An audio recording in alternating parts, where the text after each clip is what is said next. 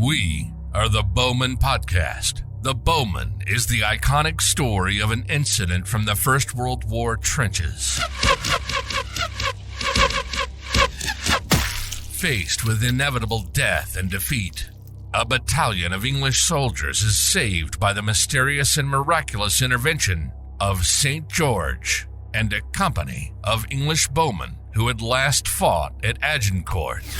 It's said they were mysterious and ghost-like, perhaps from another realm. We chose the name The Bowmen Podcast because, like those men, the bowmen, no one knows us either. Welcome to the show.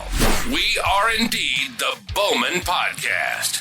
If it's archery, bow hunting, outdoors, fitness, mental health, gear, goods, cooking, and family, we're talking about it.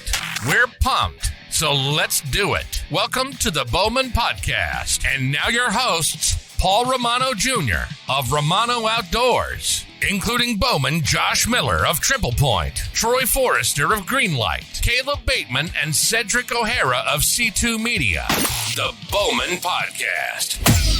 How's it going, everybody? This is Caleb with the Bowmen Podcast. We're here with Paul Romano from Romano Outdoors. We got Josh Miller from Triple Point. We've got Cedric from C2 Media, Troy from Greenlight Outdoors, and we've got a guest for you guys this week, Mr. Andy Elliot from Blade Rain TV. So you guys will be able to hear someone else's voice besides ours. So before I guess we get started, Andy, why don't you tell some people a little bit of your background, where you're from, how you grew up, and kind of what you do right now, I guess. Well, I grew up in the southeast little town called Ainer, South Carolina. I don't know if any of you guys know where Florence, South Carolina is. Maybe it's on I-95, so it's not too far from there. I grew up there, graduated high school there, and pretty much as soon as I graduated high school, the story ends is I got out of Dodge and come out to the Midwest. And I have a diesel technical background, so I came out here to Western North Dakota and trying to live the dream, work and provide for the family. And one thing led to another, man. And next thing I know, here we are filming TV and doing a lot of different things on the back end of things. And it's been a pretty good ride the last 20 years or so, but it's one of those things to where for me, coming out of the lifestyle that I grew up in was a big change for me coming out to the Midwest, especially from the way of life and the way I was used to of hunting back east, coming out to the West here, because it's a completely different game out here, and it took me quite a few years. I know I told Josh to adapt to the hunting lifestyle out in the Plain States, because a lot of guys have come out here from the East Coast and they come out here and they think they're going to kill something 45 minutes an hour into the hunt when you come out, and it just don't happen that way. Caleb, you being in Nebraska, you know how it is, man. There's not a blade of grass over the top of your boot in most cases. Yep, it's tough. So it's super tough. But me leaving the East Coast coming out here was the best thing for me and my family, and it's been a pretty wild ride, and I'm just happy to be here, and it's one of the best things that's ever happened to me coming out, for sure. Yeah, that's awesome. So for anybody out there that's listening that might not know anything about Blade Rain TV, what are you guys doing? So this will actually be, Blade Rain TV was pretty much like everything we start out in our lives, right? It's a figment of our imagination to begin with. And we've been filming for the last couple of years here. We were actually going to try to start launching on Carbon TV, some, more online type platforms. But we were actually going to do that this year, but we kind of stepped back. We don't want to get into the whole political reasons of why, but just kind of trying to get a little bit more content and kind of see what happens in 24 here with the elections and the way things are going to be, because the outdoor industry is pretty tough right now. So you kind of you got to pick your battles. You got to know who you want to work with and who you don't want to work with. And you just have to kind of be careful in that sense. But, it's more of getting out in the outdoors, enjoy time away from work. So it's my quiet time, man. When I get out, I get back. I really come down to earth, and I can get back to my normal self of who I am. I can unwind and just kind of beat the daily grind. I think all you guys can probably relate to that. I think that does what it does for the majority of us anyway. I'm not looking at doing something crazy. I just want to be able to relate to the everyday hunter. Every guy like us, we're just, we're small town guys, got families. I don't want it to consume my life, but at the same time, you make great relationships, and we work with great companies. We all do. And in the end, it's all about spending time with one another and just kind of getting back to reality of life and kind of get away and just enjoy being a human being and being here on the earth and be able to help people, and the camaraderie that comes with that is awesome for me. So that's kind of what we're doing, and we'll see how things go here next year. Because I've kind of squashed the idea of go ahead and launching, full platform for this year. We'll just wait 24 and kind of see what things happens, because it's getting pretty exciting. I'm kind of with a lot of all the media that we got last year and the year before. I kind of want to push it all out there, and I know Josh, he's kind of been tip of the iceberg a little bit, trying to nudge me baby. along. Choo baby. Yeah, he's been trying to nudge me along here, but I'm trying to hold some of that back because, dude, we had some pretty good, pretty awesome hunts, 21 and 22. So I know me and Josh, and I met a lot of you guys back in 22, whether it was on a social media platform. We'll see. It's just going to kind of exciting, So Blade Ring TV is just one of them things that started in the back of my mind, and then all of a sudden I brought it to life and invested in myself. And just like all you guys do, that you got to invest in yourself, number one, to make things happen. Because if you don't, a lot of guys just think it just happens. You don't just walk to the woods and just go strap, tree stands on trees and just break the camera out and throw down, because it don't happen that way. It takes days and days and days and grinding to make it happen, and especially get the footage and the media that you need to make a good show to relate to people anyway. Let's put it that way. Yeah, for sure. No, that's Absolutely. That's something that I think we can all respect. I mean, I think every one of us here has tried to film a hunt or has filmed hunts in the past. So there's one thing actually that I wanted to talk to you about. So the last couple episodes, we've been talking about what we're doing right now to prepare for this coming fall. So I wanted to throw that at you and ask you what you're doing up there in North Dakota, or maybe somewhere else you have access to. What are you doing right now to prepare for this coming fall? Every year for me, it's just like, let's just put it this way. It feels like I get stuck in a rut, right? So as soon as the snow melts off, I'm out. I usually try to, before the season ends, I'm usually tagged out, which is always a good thing, right? Being tagged out so I can spend my winters at home prepared, the meat for the family. But I try to get all my blinds and my stands down right before winter sets in really hard, because Caleb, I think you probably know I haven't spent a whole lot of time in Nebraska, but it gets 30 below zero up here. It gets there quick here too. Yeah. So, and it's tough. It's tough trying to be outside, taking stands down, the blinds down, and things of that nature. So it's kind of you got to get early in, and then it's an early out. So you kind of got to get the boots on the ground to get it done. I know right now we're bush hogging, opening up roads and lanes, and just trying to get our blinds back out and our sets taken care of. And we got a lot of grass to contend with. So kind of what we're doing, keeping our minnows out. We got a couple good bucks that we've been watching. So I want to be able to help those dudes grow, because they had a pretty harsh winter this year. So I'm just hoping those deer can, coming out of winter and watching them and having the ability to watch my deer from afar through a cell camera has been very nice for me. I know it's a hot topic, and I listened to some podcasts that you guys were talking about the cell camera deal, but it's a nice tool. But it's just like everything else, it can be abused at some point, right? Absolutely. Does anyone else here, have you ever hunted in the Dakotas at all? I know I've never spent any time up there. Josh, Troy, Cedric, at all? Nope. I'd love to one of these days. I've had the opportunity to snow goose hunt in North Dakota. Don't ask me the name of the town, because it was basically Canada. But maybe Portal, North Dakota or somewhere. I don't. All I know is it had a gas station and a sketchy Motel 6 looking hotel. So that's all I remember. You'd rather sleep outside than sleep there? Oh yeah, no, I slept in the truck with the decoys in the trailer. No, it's a different place up there. It is a different world, and a lot of people come here, and they're, I know last year we had some hunters up just a little south from where we're at, and they were from Texas, and they were very disappointed. They come up here because, down in Texas where they're from, it seemed like there's a hog or a deer behind every bush, and I'm like, hey, there's no trees here. I'm trying to learn how to hunt these draws and these coulees, and they just don't get it and don't understand it. And I tried to relate to those guys and said, look, when I first came out here, it took me a few minutes. I didn't learn this stuff overnight, but once you learn the lay of the land and how it is, you use the grass, if you got a roll in it, to your ability to be able to get close enough to the game that you're after, Yeah. Oh, yeah.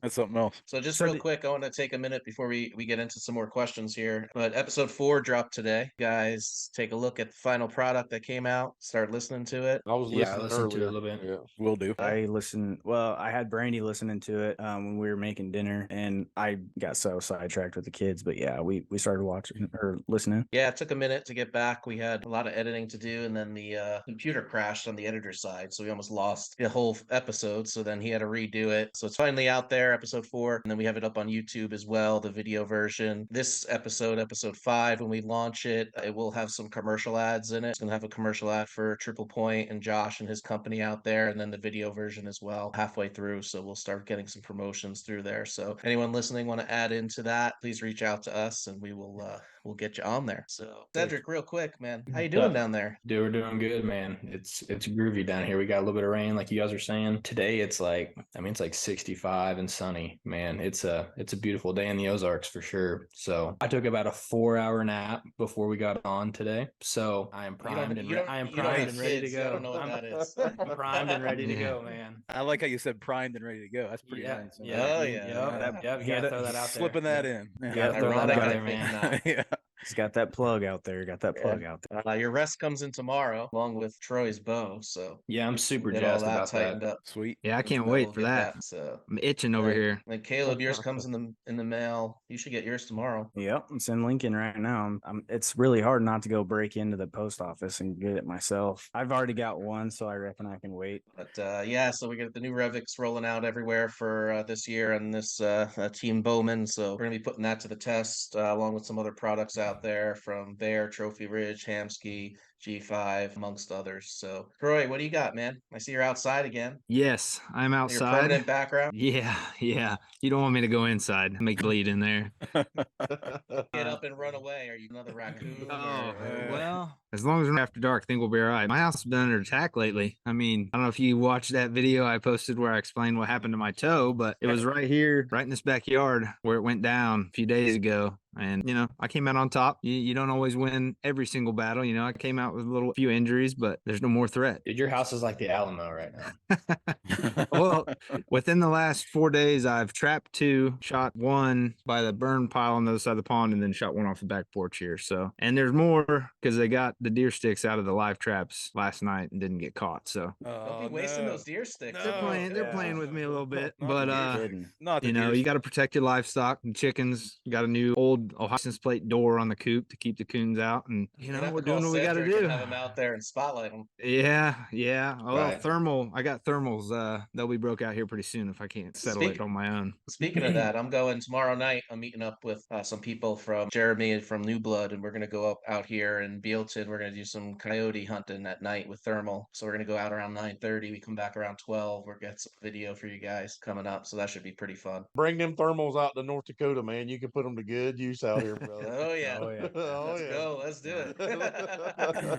it. We're starting an outdoor league starting Saturday down here. So it'll be nice to get out and start shooting that whatnot. And then we're actually shooting. Josie and I and some friends are shooting in a bow fishing tournament Saturday night. So Cool. Nice. yeah, so That's pretty cool. that's gonna be a blast. Yeah, for sure. Sounds like some good content all the way around coming through here. We're all doing different things, which is cool. Yeah. Cool, man. Well, I guess I'm gonna let Paul ask a question first, but I'm thinking of some more for Andy here. Andy did. So I know a lot of those Western states like Wyoming, Colorado, Utah, Idaho, maybe. I know like the Western kill and even Nebraska, I'm pretty sure, like the winter kill, like just absolutely destroyed their numbers and all that stuff. I'm pretty sure Nebraska has dropped like 5,000 out of state, like non-resident tags for this coming year because of it. Did that hit you guys very bad?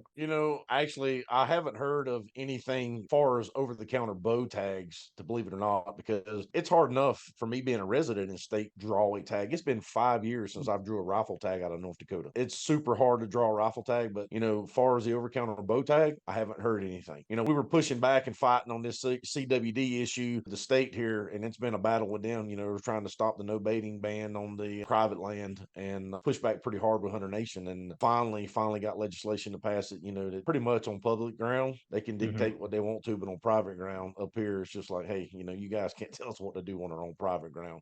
That's what it should be, man. Well, here's the deal, guys. I know it's a touchy subject for a lot of people, but we all know that as steward of the lands ourselves, there's no better steward of our own lands than the landowners themselves. Mm-hmm. If we knew that we were doing something to harm or hurt the wildlife that we work so hard to spend our hard-earned money to protect, and the game that we hunt, that we love to hunt to feed our families, we would do absolutely whatever we had to make sure that they were protected. That's kind of where we laid it on the table, at a lot of these meetings with the DNR, and they listened, man. So we of course we had some help pushback with Hunter Nation getting involved in it, and the state of North Dakota really come through for the private landowner out here for sure. Yeah, I mean, at the end of the day, if you're sitting there and I see 10, 12 deer dying from CWD in the creek down here or whatever, do something about it. Yep. Like we're going to make Yep. a change no matter what. But if you're not seeing any of that within miles of what's going on, everyone's saying the same thing. Like, why they blanket statement all states, because of one certain area in that state is just ridiculous. So I'm glad you were able to push that through. That's pretty awesome. It was a battle, man, but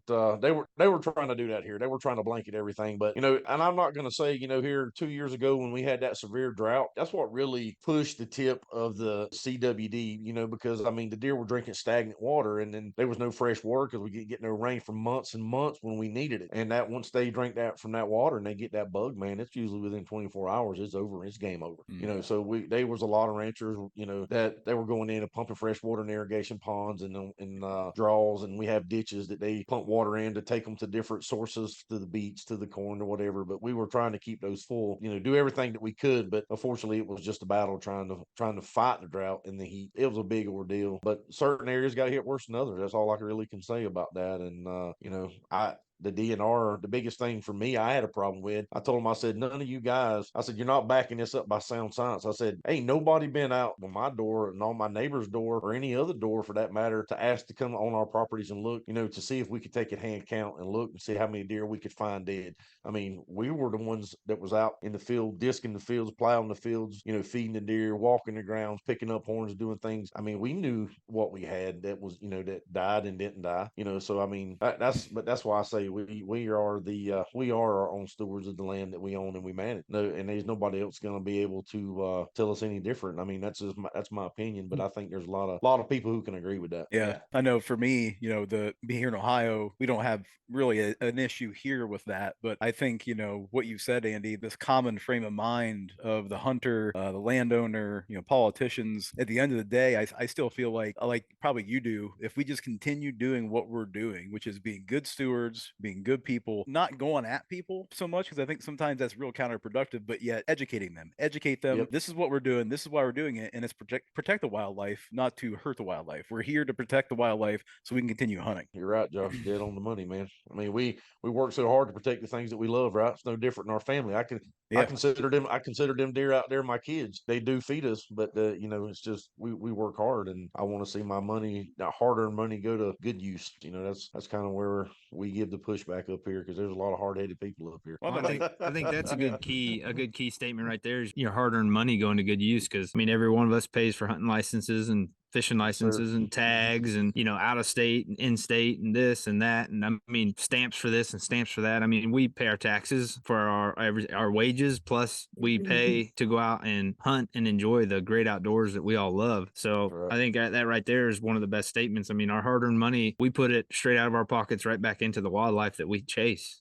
So it's nice to finally hear that some politicians or some people listened and at least helped make choices that you guys wanted or you guys thought was right. So hopefully that continues. Yeah, well, that's one of the reasons I moved up to this state, is because there's good people all over, and I know there's good people all over every state, but it seems like everywhere you go here, your neighbor is always willing to help you, lend that helping hand. So kind of a pretty tight community. Even though I do work in Western North Dakota in the oil fields, I'm diesel. I got a shop out here and we work on trucks, but it's a little bit different environment here, you could say. But when you step outside of here and you really start to know the people who actually own the land, and you get to build those relationships with them, that's when you really, really get the feel of, the family oriented community that you're really living in, and just people wanting to help people and good people. No, that's awesome. I mean, and to kind of touch on those out-of-state tags, or even you drawing a rifle tag, there's part of me, and you guys can speak on this too, and I'd like you to, there's part of me that almost doesn't wonder, especially with those out-of-state tags, if we've got, so like, say for instance, we've got a Whitetails Unlimited club here, and I'll speak on it, I'm not scared to. The president of it is very selfish. I mean, I've seen him do some things and vote on some things that just is not something that a normal hunter would like to do. And a lot of that, like Cedric's talking about, has to do with out-of-state licenses. Before, I'm going to use turkeys as an example. You used to be able to get an out-of-state turkey tag in Nebraska real easy. And now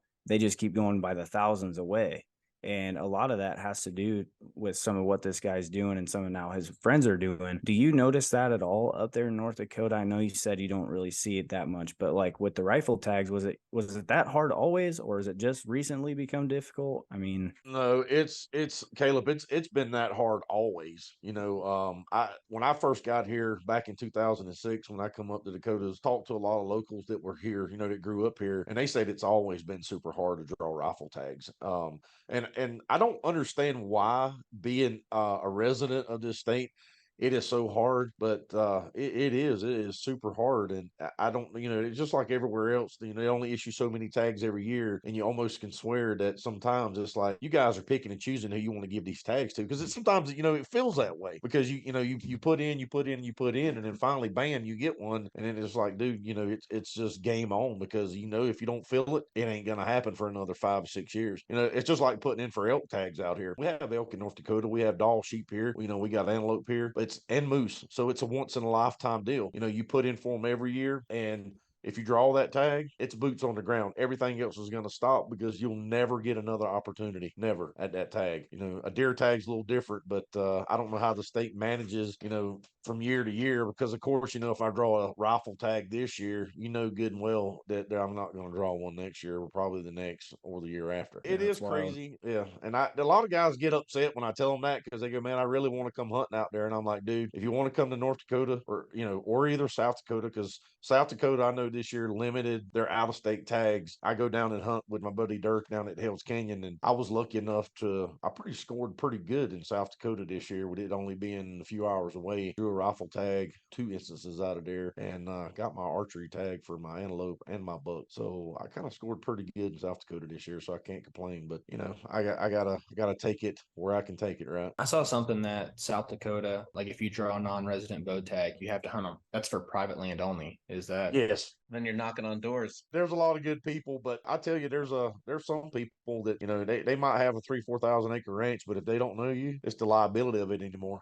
They won't let you hunt it unless you know somebody. Paul, do you guys have a rifle season out there in Virginia? Typically, it's like 4 or 5 weeks in November. Archery season goes from last week of September all the way through till November. Then it stops for a week, and then we have a 3 or 4 week rifle season. Then it goes back to bow and muzzleloader. Pretty much goes through January 13th or something like that. Dates change a little bit each year, but yeah, we have a rifle season. The thing that I like about here that's different is if you're a landowner in Virginia, you don't need a hunting license. So if you own the land in Virginia, you're legally allowed to just follow the guidelines of that county. So each county in Virginia is a different guideline. If I own the property here, right? So myself, my wife, my son, my daughter, my cousins, my dad, my mom, they can all hunt without a license here, and they're allowed to follow the guidelines, which is 3 bucks, 3 does per person here. And all you have to do is keep a log of it. So if the DNR, or you want to get it mounted or something, you have a log of when it was killed, what time, what day, what weapon was used, etc. during the season. Then if someone wants to come in, you can get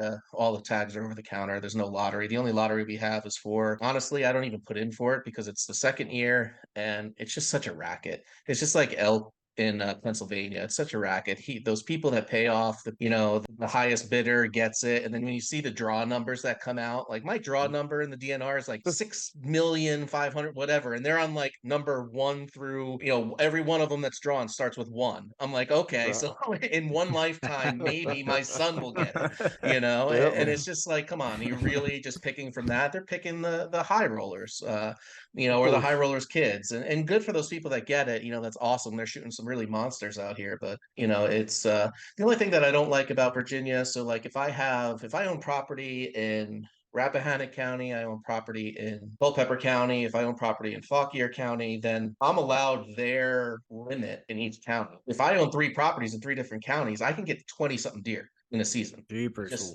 That's just living here. Yeah. So, I know people. I was talking to a guy today, and he's like, $3 here, $4 there, 3 does here, $6 here. And it's just like, because he has all these farms that are in his family. And I'm like, hey, there's a shit ton of deer. I get it. They're out there, they're like bugs. But, there also comes a point in time where you're like, what's enough? When do you have enough? So, yeah, it's a little bit different. How does that go for non-resident, Paul? Like coming in? Yeah. So non-resident, you get over the counter. Obviously, you have to have your hunter safety and your archery safety course. You come in, you buy your license. It's cheap. I think it's like $150, and then $50 for a bear tag or something like that. And you're allowed the same thing, whatever the county is. So $3, 3 does in But my county. you can't bait bears, right? In No, no Virginia? baited bears, no. And then they say CWD, the western and southern part of Virginia, they haven't had baiting in, let's say, probably 5 years. And then last year, they stopped the baiting before the season and baiting on private land because of CWD up here, which is BS in my opinion. You were never allowed to do it on. Josh, did you grow up just bow hunting, rifle hunting? I mean, in Ohio, I mean, in Ohio, I grew up. I started shotgun hunting actually with my dad. Matter of fact, the first deer I ever shot, I was not standing properly with a 12 gauge, and like we had a 3-inch deer slug in there, and it knocked me on my rear end.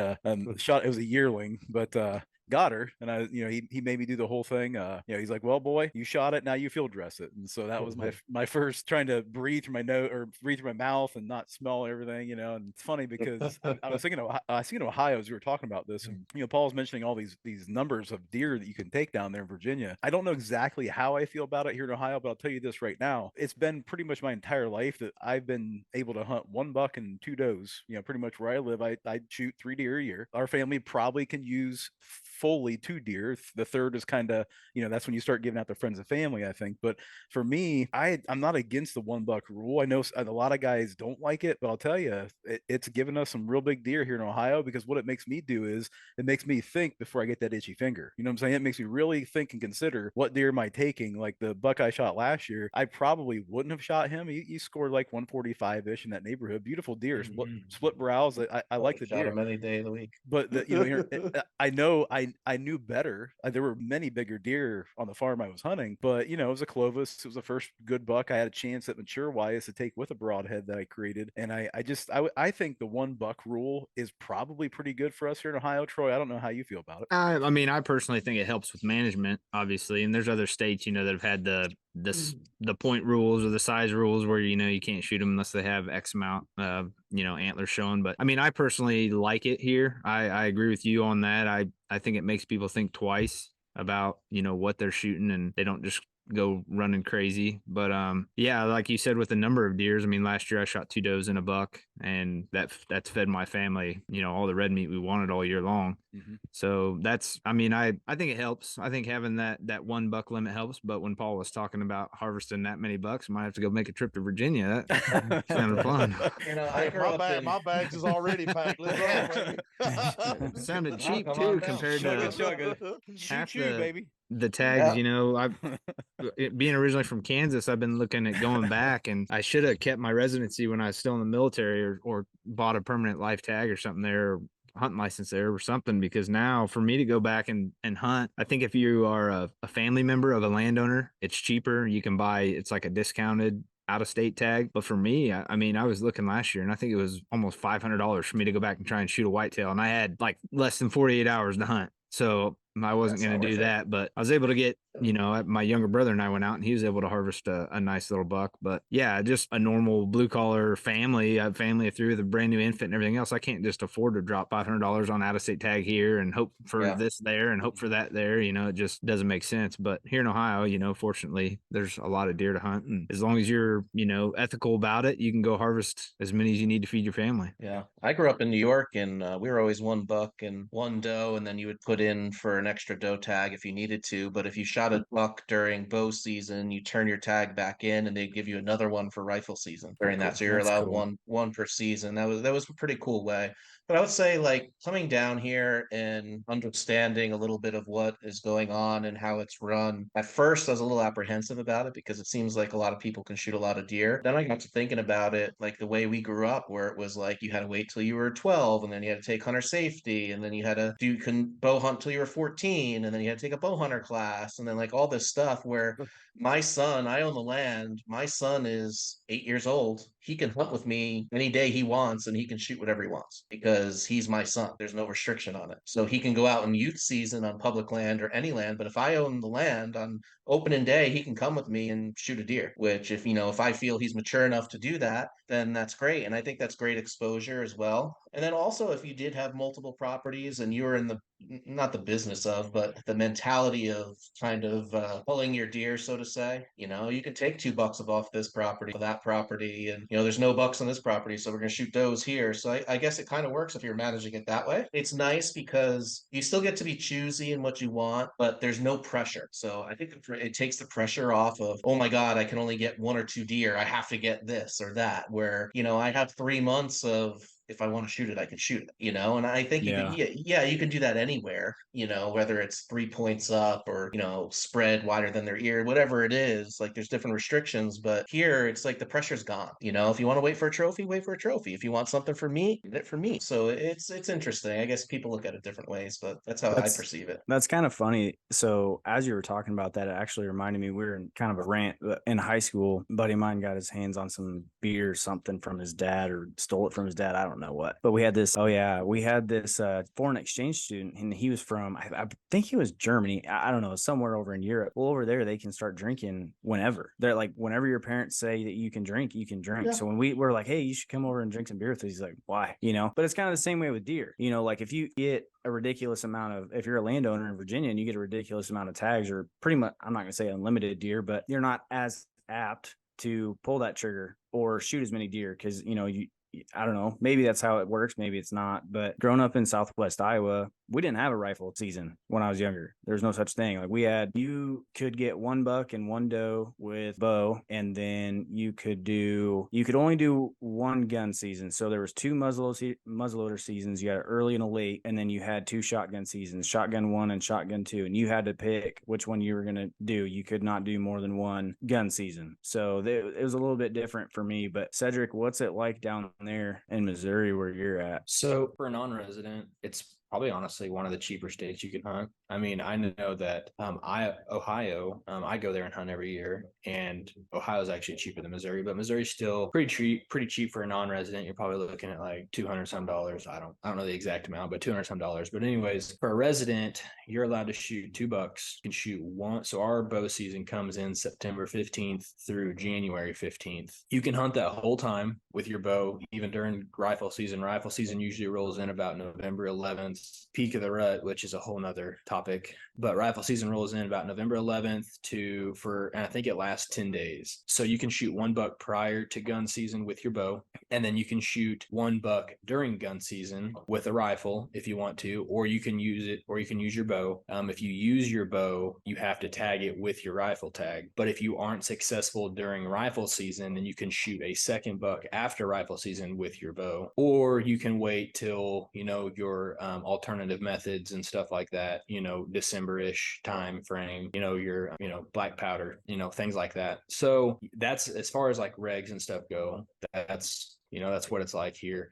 You used to be able to shoot 3 bucks in Missouri, and then I would say within, I don't know the exact time frame, but sometime within the last 5 to 10 years, they brought it back to just 2 bucks. So I don't know.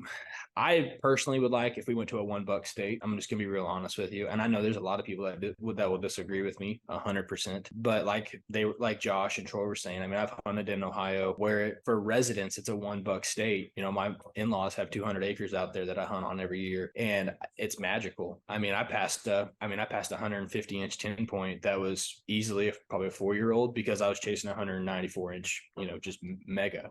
So I don't know. There's a lot of different things that when it comes to Missouri, I don't know like where your guys' rifle or shotgun seasons come in, but I know personally ours is, right smack dab in the middle of the rut when they're stupid. Personally, I don't like it. I mean, as an avid, down to my roots bow hunter, I don't like it. If I had a say, or if MDC had any type of ears for Cedric, I would say move it back to, like Thanksgiving, like start at Thanksgiving, maybe into that first week of December. You kind of get that post rut, they're still kind of chasing, you still kind of get that stuff going on, action, into December, instead of right smack dab in the middle where it doesn't take any time.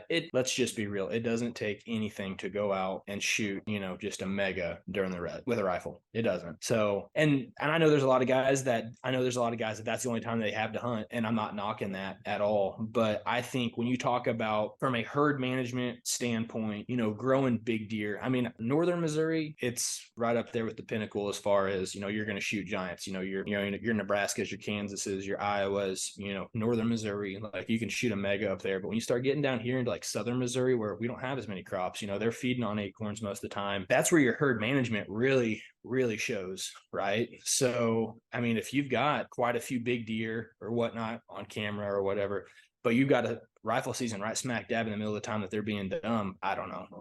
I wish they would move it back a week maybe. So what do you, I mean, I'm going to let this go around the horn, but what do you guys think about an earn a buck tag? So they used to have that here in Nebraska. They've done away with it, but you had to shoot at least, I think it was one doe before you even received your buck tag. And here in Nebraska, I should say, if you're a rifle hunter, you have to check your deer in, whether it's a buck, doe, doesn't matter. A lot of them are like fire stations. Some gas stations are allowed to do it. Any sheriff station, anything like that. So how do you guys feel about an earn a buck system where that might help some herd management, I guess? Us here, we if you shoot your first buck, you have to then shoot a doe, and then it's doe buck after that. Well, so you have to go back and forth. You guys have to go back. That? You have to go back and forth. But once again, you own your own lands. Like, there's no tags, there's no reporting, there's none of that. Like, yeah, you can report it. Like, I shoot my deer, I report it because it's good for data, right? And I want them to know it. But at the end of the day, no one does that here. Public land or out-of-state residents, when they're actually issued the tag, or if you choose to buy a tag and use it that way, then you got to follow that. I know for me personally here in Ohio, I'm a real proponent of things like that, Caleb, and for the simple reason, I think we all got into this because we love the lifestyle. Not only call it a sport, but we love getting outdoors, and it's not about killing. So one thing that I want to try to do is bridge that gap, like I said, between hunters and non-hunters as best I can in what we're doing here at Triple Point. But I think there's a whole lot of programs, for example, Hunters Feeding the Hungry, we have here where, the economy, we all know things are expensive. Food is really expensive. And to provide people in the world, especially our country, with high quality, clean protein, red meat, phenomenal dishes, we need to do a better job at showing people this lifestyle and showing people that even if you don't hunt, you can appreciate it and you can respect what we do and what we enjoy and what we like to eat. And that being said, some people I've had try like deer bologna before, and I don't care who you are, you're not turning down deer bologna. You have a piece of deer bologna. Look at Paul. Paul's licking his lips right now. Hey, Josh, I got to try that when I come out, bud. Oh my God, it's smoked deer bologna, and sometimes I'll throw a little cheese in there, and our kids just eat the heck out of it. But I like that, Caleb, for me, just because I want to show people, we're using the animals that I harvest, and the same thing went on my trip. They used all the meat, and I got to eat some of it because then usually the next night they prepared a meal for us. And that the most fantastic thing I think we did was we took we actually had some giraffe fillet, and they slice it thin and put it on an open fire on called a braai, I believe, in Africa. But I'm actually going to build a pit behind my house here just because I had so much fun. And I think that camaraderie extends. You start talking to a non-hunter instead of coming at, show them, show them. Yep. Don't judge or don't come at them. Just show them, say, hey, look at what this gives me. I can't eat a golf ball. I suck at golf, guys. I'll be honest. The last time I played golf, I shanked a cart. It was not good. About hit a guy beside me. But I'll tell you what, all day long, there's something primal, innate in me that when I'm in a tree stand, I'm closer to my creator that I believe in. And when I'm sitting out there in nature, that's how I communicate and that's how I get centered. And I wish I could share that with more people. And so that's part of the reason why I'm doing what I'm doing here at Triple Point, is to show the world what hunters do.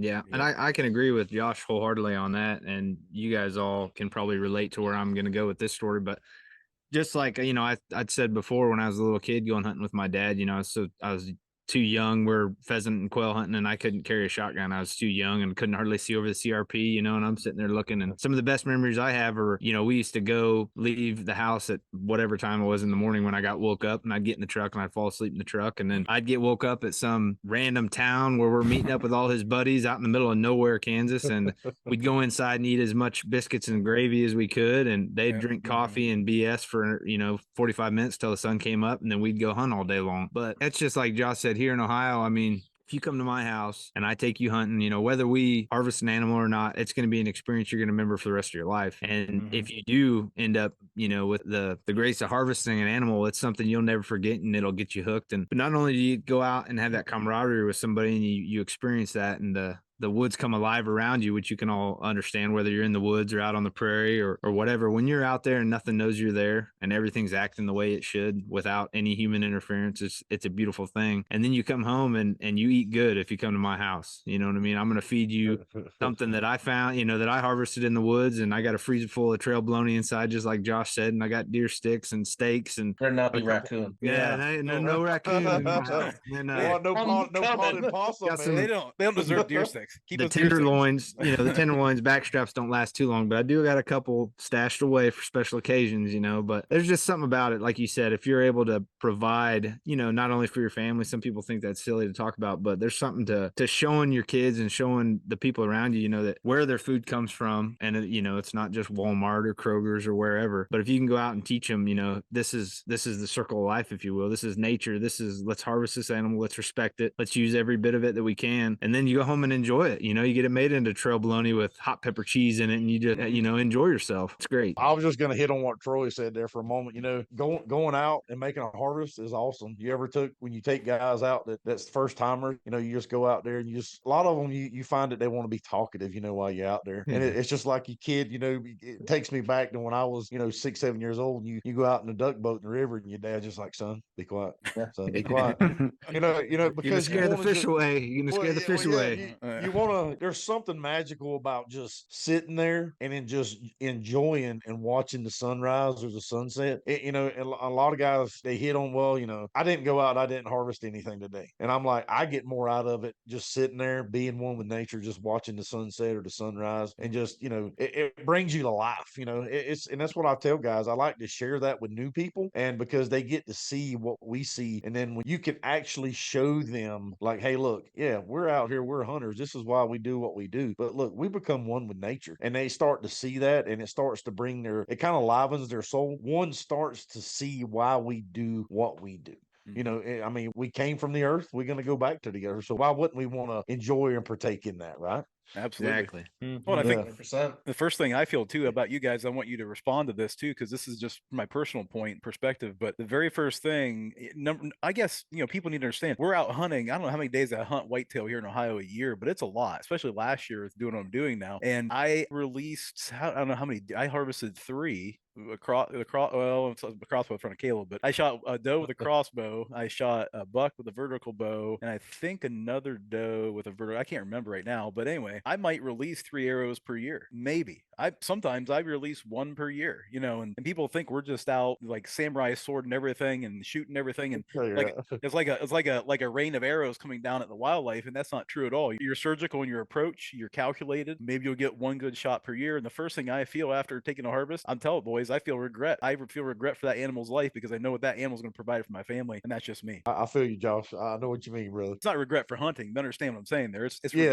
It's about reverence and respect of the animal's life. Yes. Yes. No, I agree with that. And Josh, touching on that a little bit. So I'm going to call him an old timer. There was a guy that he was the only other guy where I grew up that bow hunted. And he taught me one thing that I've carried with me, but I just cannot bring it. I cannot bring myself to kill a doe after middle November. I cannot do it. And he used to tell me all the time, because he was hunting back in the 70s and 80s when there was hardly any deer in the Midwest. Mm-hmm. I mean, he said if you saw a buck, like a spike or a 4-pointer, he's like, you shot it. Like that's like there was just no deer. That was New York growing up. He said to kill a doe after the rut, he just could never do it. And that's something that I've carried with me, and right, wrong, or indifferent, it just inside of me, I know that if I'm killing her, I'm definitely probably killing 1, if not 2, because a lot of times they're laying down twins out here. I mean, pretty much 80% of the does you see, they're carrying twins. They're not, there's 2 with them. So for me personally, I cannot bring myself to do it. So Josh, I know what you're talking about. If I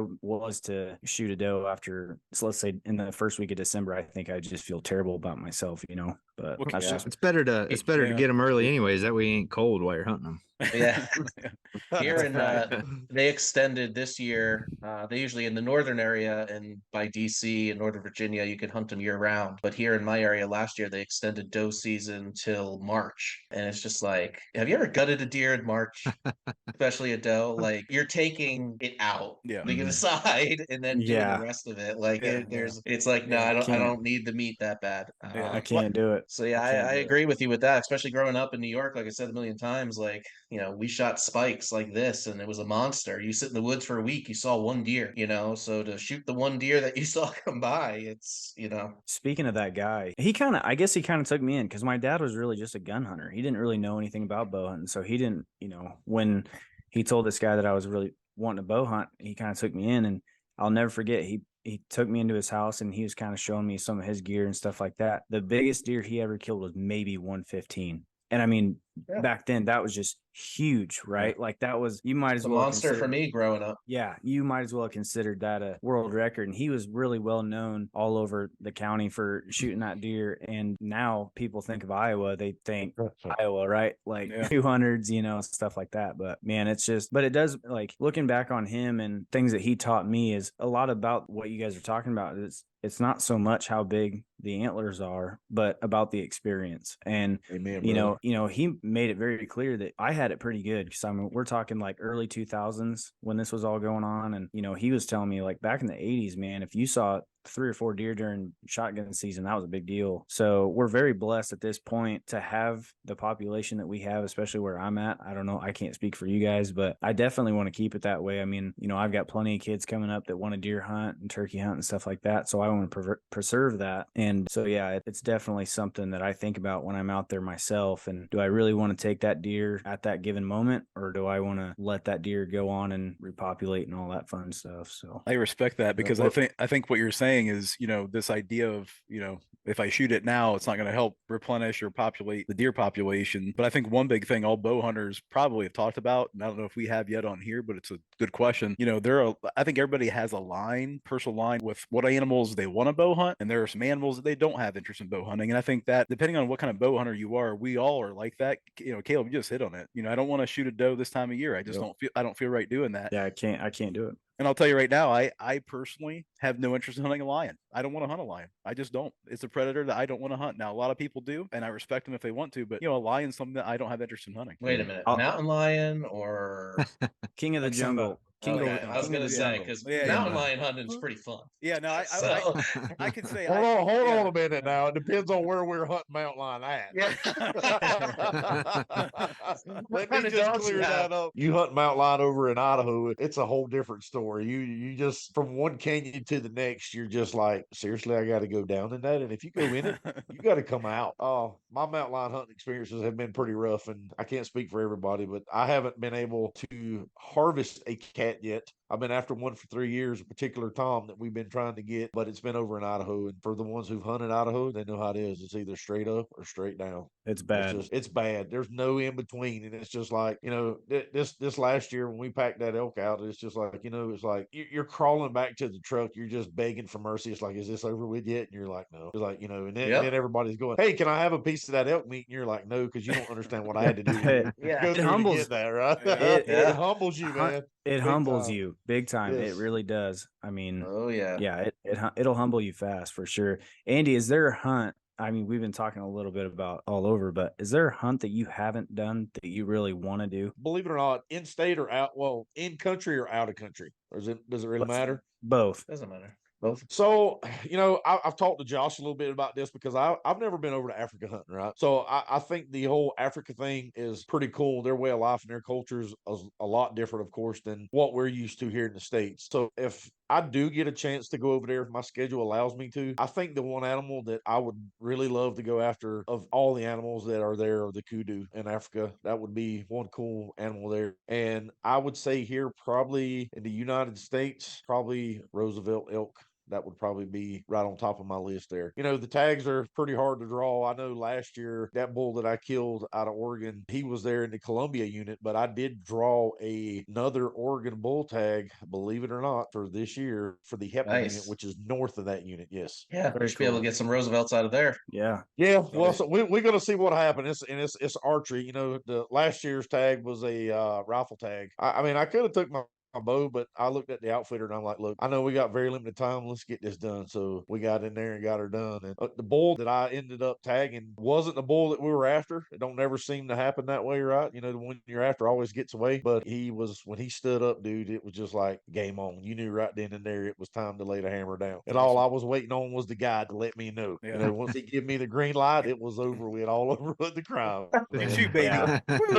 So what is the? I gotta ask a question. What's up with the trailer, man? What are you doing that thing? I've been wondering myself. I've been waiting for it I to come up. saw a post with the deer standing in front of it, and you were like, "You don't know what kind of death is in that thing." So I was like, "Okay, let's figure this out here."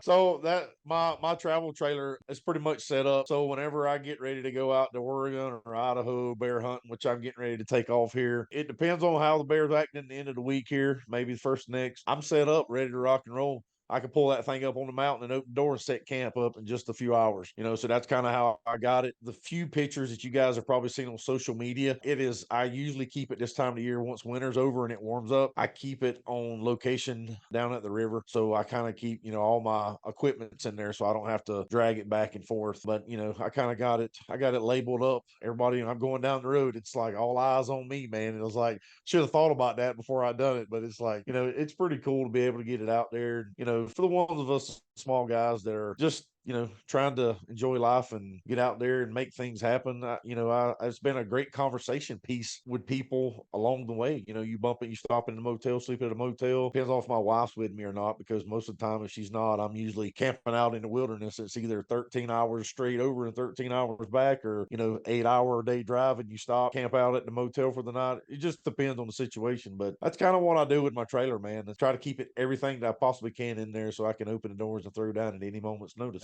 That's pretty cool. So when you're at camp, are you sleeping in the trailer or? Oh no. No. I usually set up a Kodiak tent or something like that. Usually I only really camp out down there a couple of times during the summer. Just depends on, in the early season prep, if we're working real super late in the afternoons. But for the most part, usually the end of August, September, October. Usually September, October, I got it set up and camping out pretty hard there. And usually by the end of October, 1st November, it comes up, and then we usually pretty much headed west to go elk hunt, something along those lines. It just depends, or mountain lion or whatever we may be doing. So, but yeah, that's kind of the story behind that. And everybody thinks it's cool every time they see it. And I'm like, dude, you have no idea how much time it took to be able to sit back and get that done. And the maintenance on it can be kind of trying at times, but it's cool to be able to open the door and just grab what you need and rock and roll, man. Oh yeah, That's very cool. excellent. Cedric, you got a trailer like that in your backyard? No, I don't. I actually do have a friend that I hunt with from time to time. We actually went out elk hunting last year together, and he's got a giant travel trailer. I mean, it's pretty serious. So I think the plan is to try and maybe coerce him into letting us use it from time to time. But yeah, no, I ain't got anything like that. No, I sure don't. I'm jealous. So sometimes I'm just having to move stuff out the way to dig the stuff that I know that's in there, man. But it's like, I know it's in here somewhere. Just let me find it. Give me a minute. I know we need a Bowman podcast, mega RV with a Blade Rain trailer behind it, choo-choo and all. There you go. Man, We need a Josh, I'm gonna drag it out. Hopefully, I'll get to drag it out to Ohio, buddy. Bring her you on could down. write the check for that one, and Yeah. I'll happily wrap it for you. Just get like a Ford Transit van. There Yeah. you go. I like that too. A Ford Train. What about you, Paul? What's a dream hunt of yours that you've not been able to do but you want to do? I mean, I know you're going moose hunting in Newfoundland, right, this year. Yep, we're Is there going. anything else on your list? Yeah, I mean, I continue the elk dream. I got that bug a couple years ago and wasn't successful, and then last year was able to knock one down, which was fantastic. My wife was there. It was a great scenario, and so I still have a lot of that bug. Once you get into that, and you wake up to bugles and them roaring in your face, it's completely different. So yeah, we're going moose hunting this year. Last weekend in August into September. up in Newfoundland. Their moose is a little different. They're not as big as the Yukon moose. They're more up and narrow. So I'm looking forward to that and bring some steaks home, hopefully. Honestly, it's going to sound pretty generic. I would love just to shoot a big whitetail, honestly. Like I've said it a million times, we grew up just in a place where there wasn't there.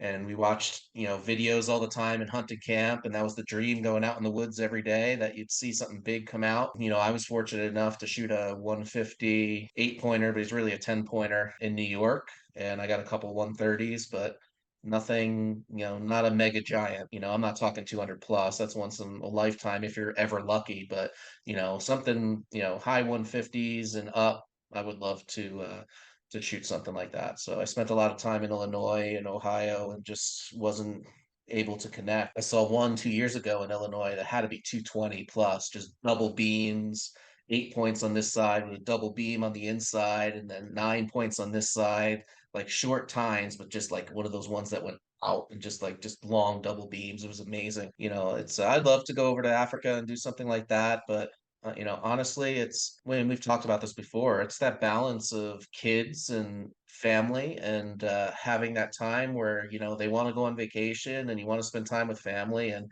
my wife's a hunter and an archer and she's supportive of it. But, day 5 of going away, it's kind of like, where are you at? What are you doing? What's going on? And then you feel guilty, especially if you're not seeing much or there's not much going on. It's like, do you make that decision to be with your family or, put it into something that you love, whether, it's not a career, it's not making me any money or anything like that. It's just a passion. So that's hard at times. But yeah, I would love to just have a nice big whitetail hunt with friends. That'd be pretty awesome. That'd be a bucket list of mine. We got to go to Taterville down there where Josh is at. I know he's got some taters over there. Got a few more up and comers running around. Yep. Oh, I've been watching them videos, buddy. I got my eye. I don't know where you put my stand, but I got it picked out. I'll tell you what. I've been having more fun riding that darn e-bike around. I know I talk about it, but it's super fun. I get a lot of footage and I get a lot of looks, and it's going to help me out with scouting this summer for sure. Dude, they're I remember seeing the newspaper in the morning that Josh was hit off the side of the road off the e-bike. You know what? By a Prius. Most likely it's going to happen.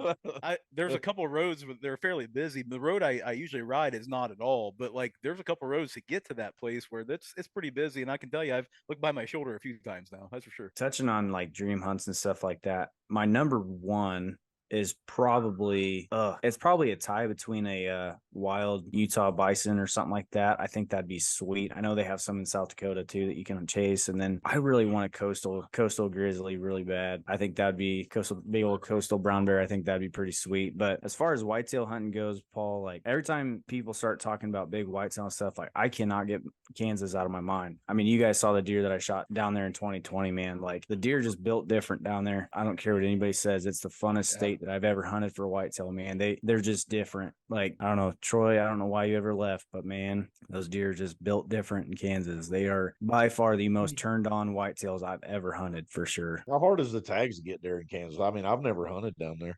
It's gotten harder than it used to be. Yeah. So I drew mine in 2020, and it was the first year that they were letting out-of-staters in after COVID, right? Yeah, because COVID really struck in like 2019, I guess. But yeah, they let me down there, and I applied. So I applied in 17, 18, didn't in 19, and then I got it in 20. So 3 years. And luckily, I had a buddy that knew his way around down there. And it's funny too, because Troy probably is gonna be able to relate to this. Where I was hunting, you'd have thought that there was never a deer within 10 miles. There's like one, we were sitting in like the one tree that was even out there, and there's like a group. The only reason it's there's because some water there somewhere. There's a spring or something. I know it. And that's, so it's really different. But like after I got my buck and kind of watching him hunt, man, like the deer just crazy down there. Like he would smack the antlers together and you'd have everything from a spike all the way to, we've had, like 160s, 170s come charging in, and they were looking to fight. Like, I don't know if it's always like that, but that was my experience there. And I mean, that's a state that I'll always try to get back into, because it was a riot. I mean, it really, really was.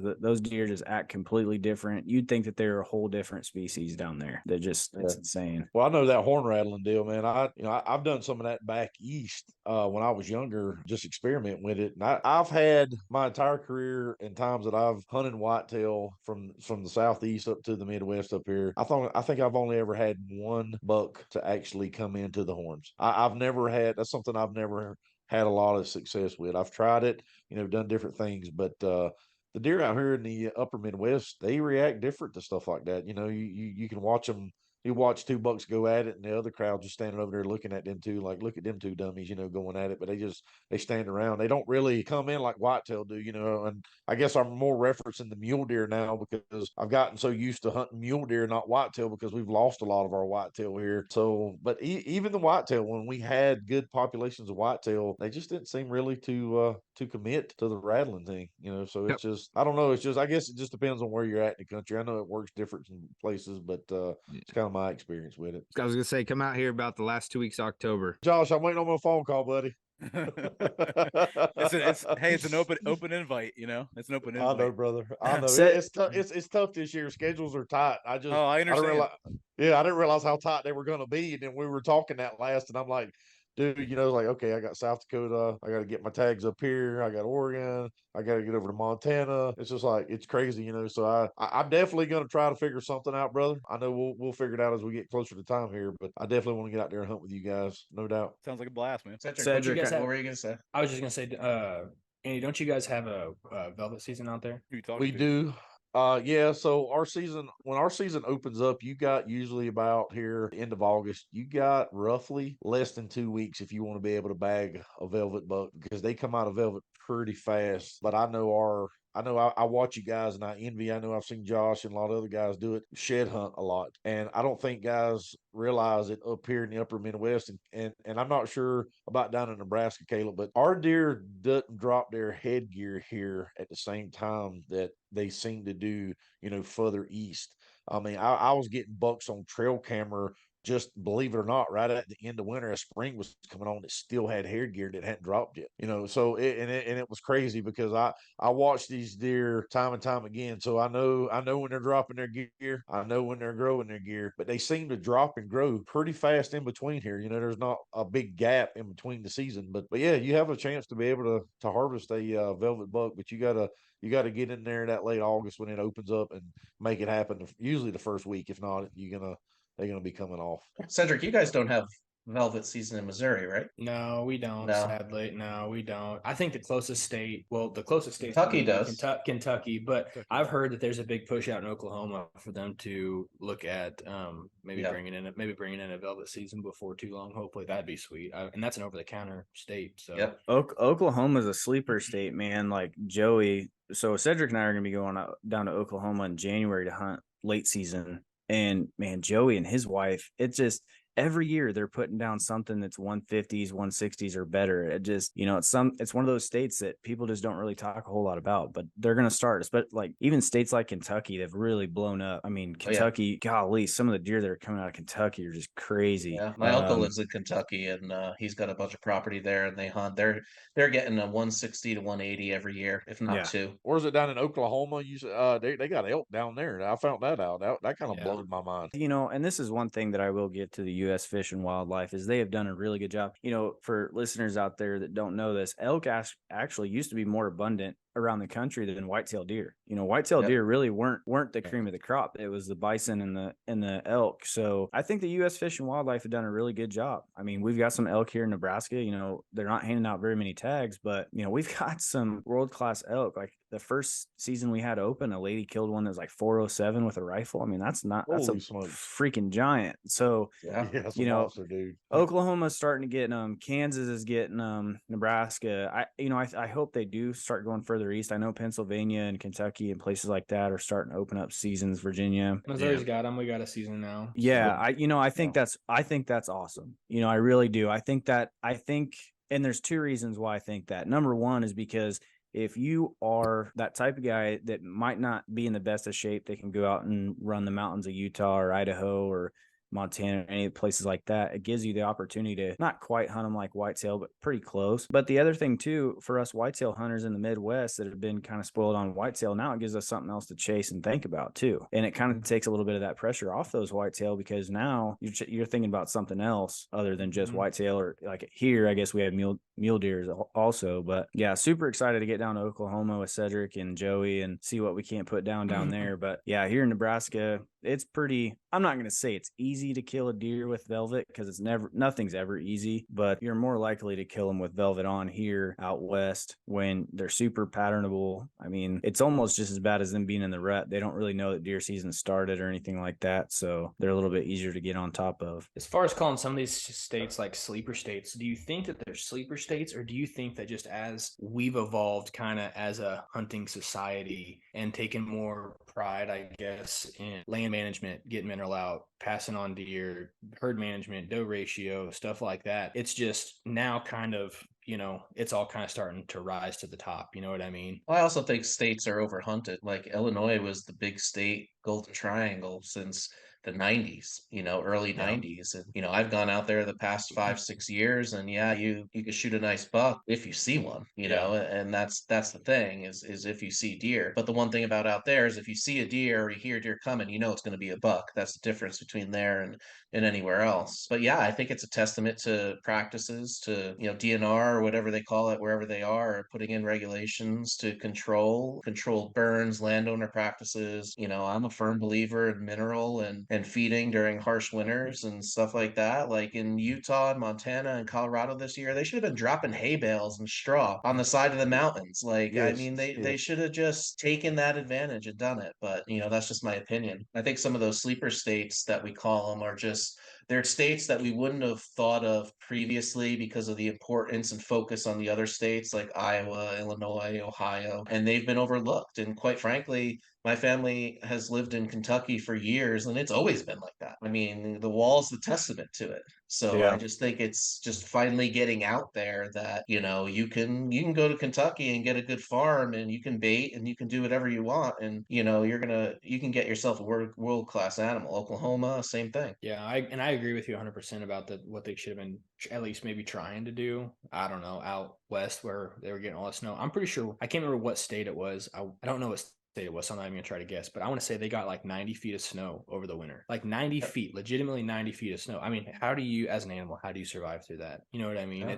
Yeah. It's horrible. And I want to say and also in one of those states, for every fawn and doe that was collared, upwards of more than 80%. Yeah. Well, and they're taking tags away, and I forget what state it was. Was it like Wyoming or their whole antelope herd is gone. Mm-hmm. Yep, it went from like 15,000 to like 3, because of the winter. Yeah. I got a buddy that lives in Utah, and so Cedric, that's probably what you're thinking of. They've had a ridiculous amount of snowfall, especially high in the mountains. And he's been out bear hunting this spring, and he's like, Caleb, I've never seen so many wolves in my life. I mean, their bear hunts have just been almost ruined by wolves because there's so many of them, and the wolves will run out the bears just because there's so many of them. So that's another thing too, is how do you guys feel about that type of predator control? And I'm not talking coyotes. Whack 'em. Yeah, I'm not talking coyotes. I'm not talking that kind of stuff. But I'm talking like wolves are a different animal. I think we can all agree on that. Like wolves, mountain lion, there's a pedestal, and they're pretty much right up there on the top. So how do you guys feel we should start managing some of that stuff? Because like just like the elk, it's not going to be very long before we start seeing wolves. I mean, there's already some in North Dakota. They're in Wisconsin. They're in Minnesota. I mean, how long is it going to be before we start seeing them over this way? There's always more than anyone tells you, first of all. Oh, yeah, for sure. And second of all, it's in the season that's allotted for them. No one wants to go out and do it because, like you said, it's 30 degrees below zero. There's 80 feet of snow, and they don't want to trek along in those seasons and take them out. And yeah, they need to be controlled. And man, I would love to shoot a big wolf. That would be awesome. But they were introduced for a reason, and still not quite sure what that reason was in some of these areas because There's never as many elk as they tell you there are. There's never as many mule deer as they tell you there are. But they want to reintroduce them, right? But hey, yeah, I'm an advocate of it. Just whack them, and Yeah, stack them. no doubt. I know my buddy Shane. I go over hunt with Shane a lot in Idaho, and we've actually, we mountain lion hunting, and he's got his hounds, and we've had more instances where he's lost hounds to wolves than he actually lost hounds to a lion. It's crazy. We can cut a track and probably jump 2 or 3 wolves, within a matter of just say a half a mile. And that's crazy to know because, it seemed like the wolf in certain parts of the states. I know we do get them here in North Dakota, but they seem to be up in the northern part of the state where they come out of Canada. I haven't seen them down south of the river here where I'm at, but anything is possible, and I'm always packing when I'm out there because definitely for a mountain lion, because I do have issues with lion in the fall of the year for sure. I know usually every year we do, but the wolves over in Idaho, I can personally tell you that they are getting out of control, and we need to take those and turn them into an asset. But figuring out, we all love the wolf, right? I think we all can, I think there's a part of us, we all love the wolf, but we can't let the wolf just populate itself and take down everything else, because after a while, what's going to happen? There's going to be nothing left but the wolf. And then what's the wolf going to do? They're going to be eating each other. It's going to huff and it's going to puff and it's going to blow your little house down. Yeah. You'll wake up and it'll be standing over you. Yeah, he'll have a hard time doing that. But I just, no, we definitely need to manage the wolf a lot better than we do. But Paul, you're right. A lot of guys, when those seasons are in, they don't want to hunt them just because of the weather and the way it is. And, you go over to Idaho where there's a 1-to-1 canyon and you're having to follow the hounds. If you're, let's just say we're hunting mountain lion and you cut a wolf track and then the hounds get on a wolf, you got to follow those hounds. So, walking 5, 6, 8, 10, 12 miles a day doing that just to find out that you're chasing wolves in circles, sometimes that kind of sucks, but it does happen because there ain't, I think I was telling Josh this, there's not and Troy could probably ring in on this. It don't matter how physically fit you are. There ain't nobody prepared for the mountains of Idaho, because your feet and your ankles does some of the most weirdest things that you can ever not imagine that you're doing while you're out there hunting. I mean, I was up on top of a mountain and I was like, dude, we were cat hunting, and I was like, somebody's gonna have to call the chopper, come in here and get me out of here. Dude, I was absolutely could not go up that mountain no more. And Shane's laughing at me, and I'm like, dude, this ain't funny, man. Because he's probably, I don't know, he's maybe 190 soaking wet. Here I am 240, and I'm like, dude, I'm not acclimated to this, So it's just, it's different than living in them places and hunting them every day. And coming out from the plain states, going to the mountains and doing that kind of hunting, because I get a lot of people who want to go out and go mountain lion hunting or wolf hunting. And I tell them, I was like, dude, first of all, I was like, I don't have time to go to the gym every day, because between my business and the other adventures and the other ventures that I'm into outside of, filming for Blade Ring, I don't have time. And I know it sucks and you should take time, but at some point in time, I know I'm getting older, ain't none of us getting younger. I'm going to have to sit back and kind of reevaluate that physical part of my life, because, it's tough. Even at 43, I go over there now and it's just like, dude, it's like, man, I should have been training I should have been in the gym all summer or spring long preparing for this. But when you're there and you're doing it, there ain't no preparing. You just got to deal and suffer with the consequences, right? Yeah. Sure. Yeah. 100%. Touching back a little bit on the elk real quick, I forgot to mention in Virginia, there's always been a herd in the southern part of Virginia, and that's where the draw states are. But historically, they've always been in Virginia. So there's possibility because of the Blue Ridge Mountains that come across elk, and you're legally allowed to use 2 buck tags to harvest a bull or a cow elk in any part of Virginia, except for where the draw states are. Man, that's cool. So I forgot to bring that up, but it's pretty cool that it's not a special tag or anything, but you can use 2 of your buck tags if you choose to. So do they issue you a physical tag there where you're at, Paul? Like, it depends if you're hunting landowner or not. So if you're hunting landowner, you don't have tags. If someone comes or something happens, they'll physically just ask you for your logbook. You could have just a piece of paper written down of what you got. But if you do apply for a tag or out of state or whatever, it's all e-punch on the app. Oh, I got you. So if you go somewhere, you just show them your app tag. Yeah. So it's basically on that deal, as far as the landowner, on the honor system, if you want to call it, Yeah.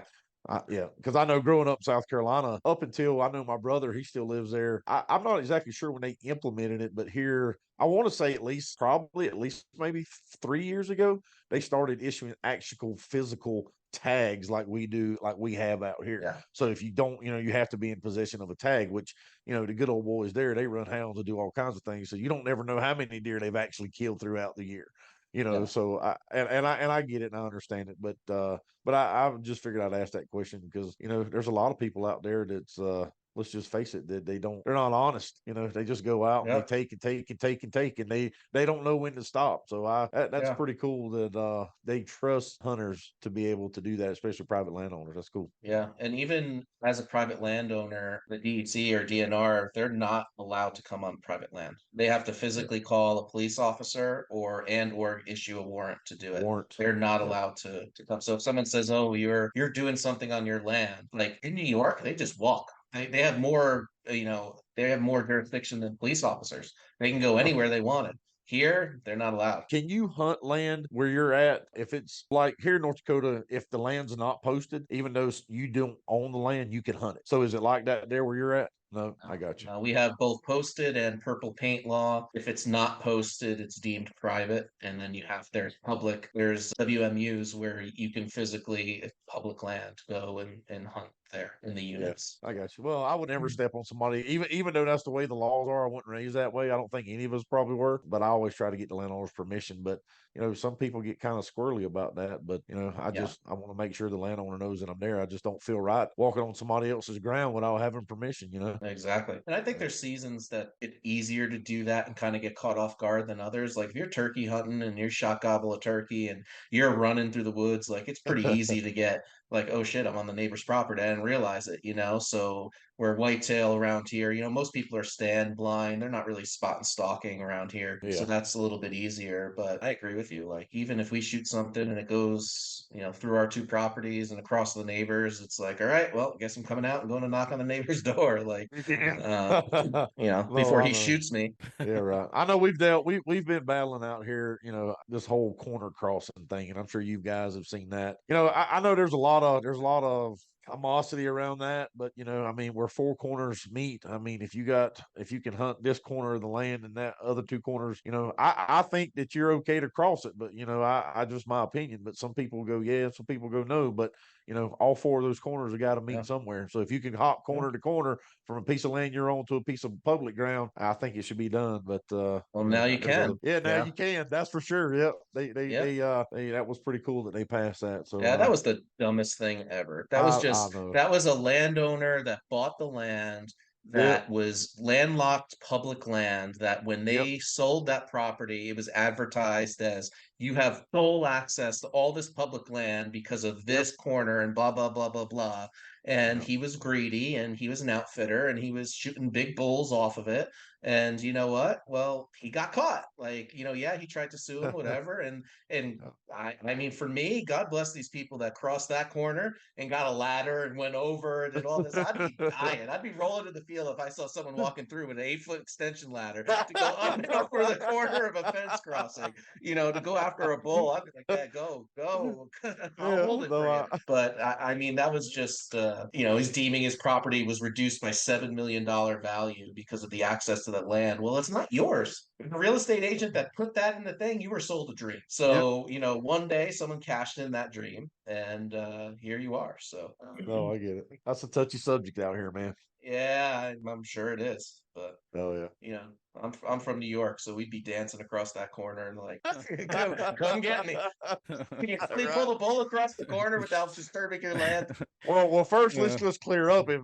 If for the average person who can't jump in a UTV or side by side, if you want to call them, or on a quad or something, and get to where you're at, they ain't going nowhere. Well, we're coming to the end here of the Bowmen episode 5. It's getting to our time limit here. Andy, thank you so much for being on the show. We appreciate you taking time out of your busy day, and you got a lot going on there at Blade Rain TV. Let us know, where can they see some of your episodes? We got a decent amount of viewers now. If they wanted to chime in, where would they look at you? Well, right now, if they just want to go to Facebook or either YouTube, I have a couple episodes there, but Facebook has some clips, tidbits here and there, kind of hit on the highlight, either Facebook, Instagram, or YouTube. Search Blade Ring TV, and they can watch it there. Well, that's great. Gentlemen, you got anything else for this evening? No, I just No, want to say thanks, Andy. That I appreciate you coming on, and it's been fun getting to know you a little bit and talking with you about what you do and where you're hunting and all that fun stuff. I might have to sneak up there sometime. Yeah, brother, come on, we'll make it happen. Something, we can do this again. We might have to do episode 6, part 2, right? There we go.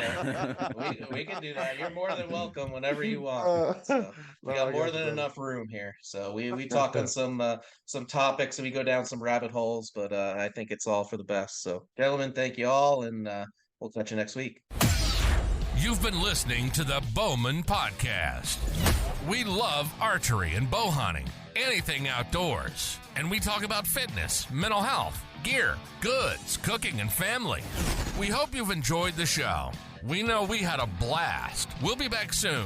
But in the meantime, you can find us on social media at Romano Outdoors LLC, at Triple Point Outdoors, at Greenlight Outdoors, at C_2 Media, and at Caleb Bow Hunts.